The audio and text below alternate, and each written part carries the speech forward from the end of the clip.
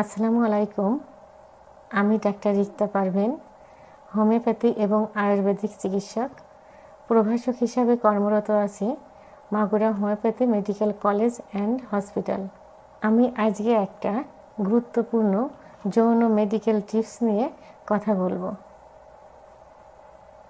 অনেক গর্ভাবস্থায় অনেক মা বোনেরা অনেক সময় দেখা যায় যে তাদের স্বামীরা চেম্বারে এসে বলেন, ম্যাম, গর্ভ অবস্থায় সহবাস করা নিরাপদ কিনা।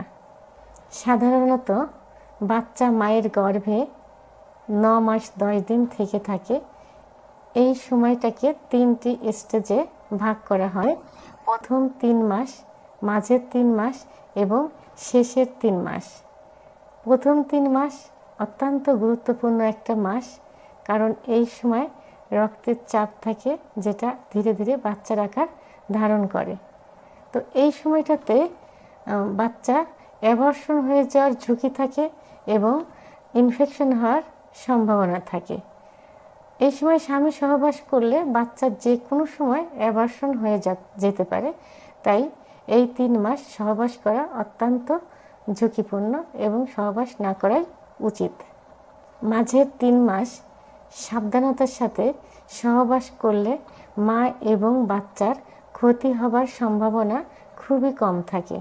তাই এই সময়টা সহবাস করা নিরাপদ বলে ধরা যেতে পারে এবং সহবাস করা যায়।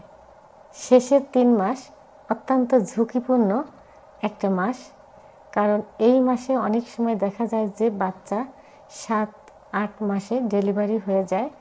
গ্রামের ভাষায় এই বাচ্চাদেরকে 7 বা 8 বাচ্চা বলে থাকে।